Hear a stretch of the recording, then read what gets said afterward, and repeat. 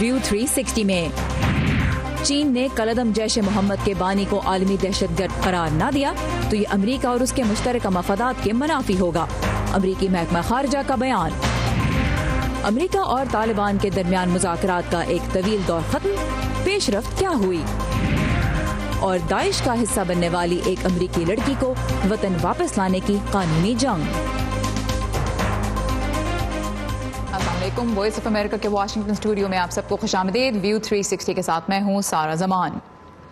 पाकिस्तान में मौजूद कलअदम तंजीम जैश मोहम्मद के बानी मसूद अजहर को अक़वाम मुत्तहिदा की आलमी दहशत गर्दों की फहरिस्त पर डालने की करारदाद पे आज सलामती काउंसिल में फैसला मुतवक्को है। ये अपनी नौयत की चौथी कोशिश होगी। ये करारदाद सलामती काउंसिल के 5 मुस्तकिल अरकान में से 3 अमरीका, बरतानिया और फ्रांस ने पुलवामा हमले के बाद पेश की, जिसकी जिम्मेदारी जैश मोहम्मद ने कबूल की थी। अब भारतीय मीडिया के मुताबिक रूस भी इस करारदाद की हिमायत के लिए तैयार है। सबकी नजरें हैं अब चीन पर, जो पहले ही 3 मरतबा ऐसी करारदादों की मंजूरी की राह में रुकावट खड़ी कर चुका है। अमरीकी महकमा खारजा का कहना है कि चीन की जानिब से इस मरतबा भी रुकावट डालने का फैसला अच्छा नहीं होगा। JEM is a United Nations designated terrorist group. Jaish Mohammad अक़वाम मुत्तहिदा की जानिब से करार दी गई दहशतगर्द तंजीम है। मसूद अजहर GEM के सरबरा और इस नामजदगी के लिए अक़वाम मुत्तहिदा की शराइत पर पूरा उतरते हैं। जैश मोहम्मद कई दहशतगर्द हमलों के लिए जिम्मेदार और इलाकाई इस्तेहकाम और अमन के लिए खतरा है।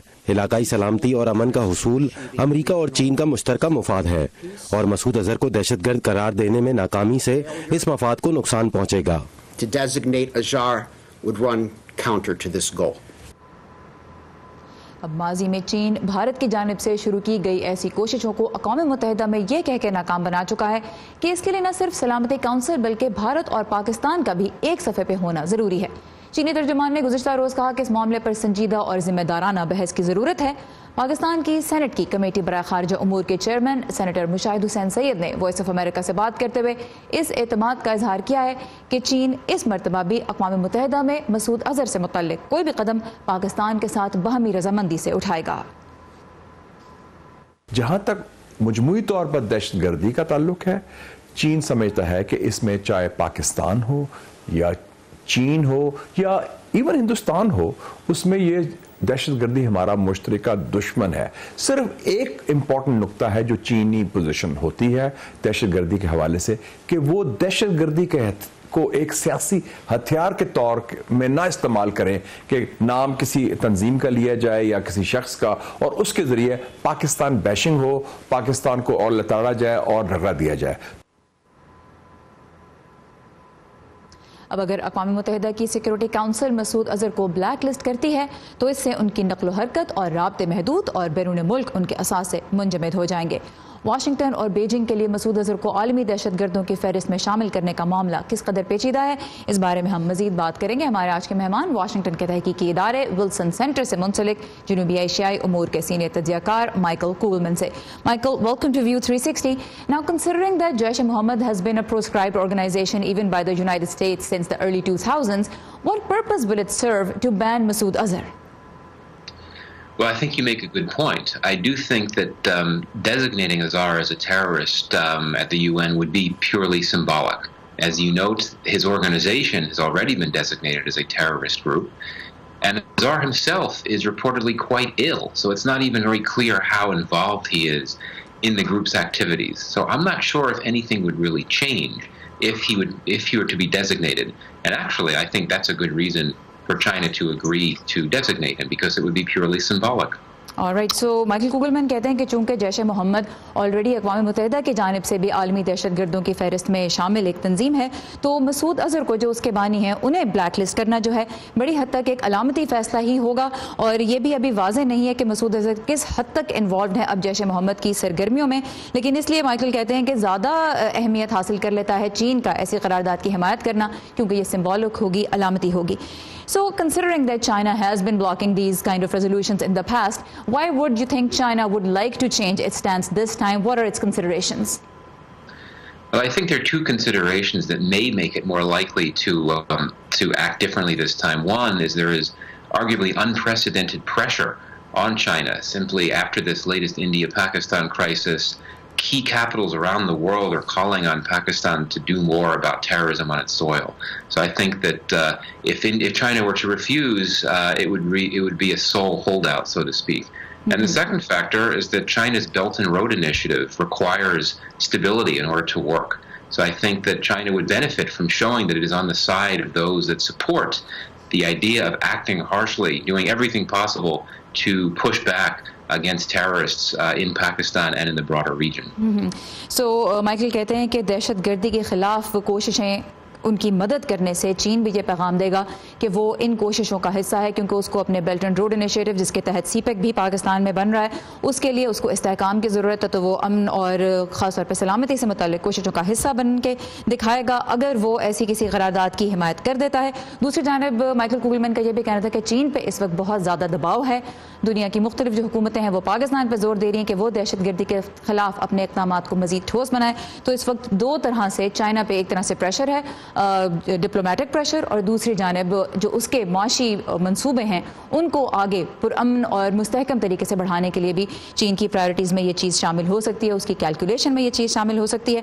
So when we look at the dynamics, you have India on one side and Pakistan on the other, and you have China in the middle. Now China's relations with Pakistan, we know all about them, but in case of India, China and India are working together on economic projects, but they're also rivals in many different ways, including the fact that they have some territorial disputes as well. So in this case, would China be giving, or be at least willing to give India any major concession that could also potentially jeopardize its relations with Pakistan? This is why China is in a very difficult spot with this move, because you're right, it's a close friend of Pakistan's, but it also values its relationship with India.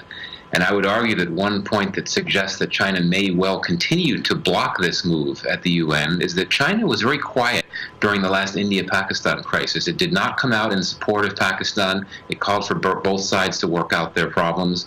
So perhaps by continuing to block this designation of a czar at the UN, that's sort of a way of signaling to Pakistan that it continues to side with Pakistan in this dispute, even if it did not come out in full support of Pakistan during the course of the crisis.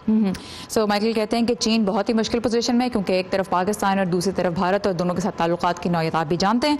तो एक तो चीन जो अभी हालिया पाकिस्तान और भारत के दरमियान कशीदगी हुई है उसमें बड़ी हद तक खामोश रहा, दोनों मुल्कों को एक साथ मिल के बातचीत करने की तरफ ही राग़िब करने की उसने कोशिश की। तो अगर वो मसूद अजहर से मुतल्लिक़ करारदाद की मुखालिफत करता है तो उससे एक तरह से पाकिस्तान को वो ये सिग्नल देगा कि ओवरऑल इस मामले में वो पाकिस्तान के साथ ही है। Last but not the least, Michael, we heard that the State Department has said that it's going to run counter to the shared interests of United States and China if China vetoes this resolution once again. How do you think this is going to affect relations between Beijing and Washington? Well, there's good reason to believe that the U.S. government has been trying to press China to relent and step away from blocking this move. I do not think this is a significant enough issue to impact U.S.-China relations on the whole, especially given that the U.S. and China have a very difficult relationship that continues to be fraught by tensions that are more serious than those involving what China says about Masood Azhar at the UN. So I don't really think that there would be that much impact on the U.S.-China relationship. Right, Michael Kugelman कहते हैं कि जहाँ तक Washington और Beijing के ताल्लुकात की बात आती है तो अगर चीन मुखालिफत कर देता है मसूद अजहर से मुताल्लिक़ किसी करारदाद के अक़वाम मुत्तहिदा में तो उससे इन दोनों मुल्कों के यानी चीन और अमेरिका के ताल्लुकात में कोई और बड़ा तनाव नहीं पैदा होने की तवक्को वो करते, कोई बहुत बड़ा असर नहीं देखते, क्योंकि वो कहते हैं कि तनाव तो ऑलरेडी दोनों के ताल्लुकात में है बहुत से दीगर मामलात को लेकर जिनमें हम जानते हैं कि तजारत एक बहुत बड़ा इशू है। सो अब देखते हैं कि आज एक्सपेक्ट कर रहे हैं हम कि कोई बड़ा फैसला या कोई बड़ी स्टेटमेंट इस बारे में सामने आ सकती है। Michael Kugelman from Wilson Center was with us. Michael, we really appreciate your time and the insight. My pleasure. अमरीकी महकमा खारजा ने तालिबान के साथ मुज़ाकरात के हालिया दौर को अब तक के सबसे नतीजा खेज मुज़ाकरात करार दिया है। अमरीका के खुसूसी मंदूब सफ़ीर ज़ल्मे खलीलज़ाद और तालिबान के दरमियान दोहा में बातचीत का 5वां दौर तकरीबन 2 हफ्ते जारी रहने के बाद गुज़िश्ता रोज़ ख़त्म हुआ। इस वक्त हम चलेंगे सहर माजिद के पास कैपिटल हिल पे। सहर, ये बताइए कि स्टेट डिपार्टमेंट है, ज़ल्मे खलीलज़ाद हैं और तालिबान है, सभी की तरफ से स्टेटमेंट्स आई हैं, तो क्या लेटेस्ट है इस मामले में, फ़रीक़ैन का क्या कहना है? जी सारा, कल स्टेट डिपार्टमेंट में सहाफ़ियों से बात करते हुए रॉबर्ट पैलाडिनो ने कहा है कि तालिबान के साथ अमन मुज़ाकरात के हवाले से उन्हें ज़ल्मे खलीलज़ाद की तरफ से रिपोर्ट्स मौसूल हुई हैं और वो इन मुज़ाकरात से मुतमईन हैं, लेकिन अभी काफ़ी काम बाकी है। The Taliban have agreed. Taliban ने इत्तेफाक किया है कि अमन के लिए 4 बुनियादी मामलात पर काम की ज़रूरत होगी। इनमें दहशतगर्दी के खात्मे की यकीन दहानी, अफवाज का इनखला, इंटर अफगान डायलॉग और मुकम्मल जंग बंदी। मुज़ाकरात के इस दौर में हम पहले 2 नकात के मुसवदे पर इत्तेफाक राय पर पहुंचे हैं, यानी दहशतगर्दी का खात्मा और अफवाज का इनखला। मुज़ाकरात के इस दौर में हम पहले 2 नकात के मुसवदे पर इत्तेफाक राय पर पहुंचे हैं, यानी दहशतगर्दी का खात्मा और अफवाज का इनखला। जब इनखला के निज़ामुल औकात और दहशतगर्दी के खात्मे के मौसर इक़दामात से मुताल्लिक समझौते फाइनल हो जाएंगे तो तालिबान और दीगर अफगान, जिनमें हुकूमत भी शामिल है, सियासी हल और एक मरबूत जंग बंदी पर बैनुल अफगान मुज़ाकरात का आगाज करेंगे। And also partner countries in this process. दूसरी तरफ रॉबर्ट पैलाडिनो ने यह कहा है कि ज़ालिम खलीलजाद वापस वाशिंगटन डीसी लौटकर secretary of state Mike Pompeo, इत्तेहादी मुमालिक और दूसरे अमरीकी इदारों से तबादला ख्याल करेंगे। इसके अलावा तालिबान ने अपनी एक ट्वीट में ये बात वाज़ेह कर दी है कि अमन के हवाले से अभी तक कोई मुआहिदा तय नहीं पाया है।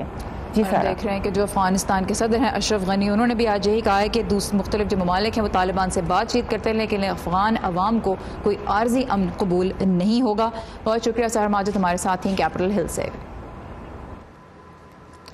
अब से 2 हफ्ते कबल अमेरिका और शिमाली कोरिया के सदूर के दरमियान वियतनाम में मुलाकात हुई। इसका मकसद शिमाली कोरिया के जौहरी प्रोग्राम को ख़त्म करने से मुताल्लिक किसी मुआहदे तक पहुंचना था, लेकिन मुज़ाकरात नाकाम हो गए। सदर ट्रंप पिछले 1 साल से किम जोंग उन की जानिब दोस्ती का हाथ बढ़ाते रहे हैं और जुलाई में सिंगापुर में पहली तारीखी मुलाकात भी की, लेकिन अब लगता है कि ट्रंप इंतजामिया शिमाली कोरिया की जानिब अपना रवैया सख्त कर रही है।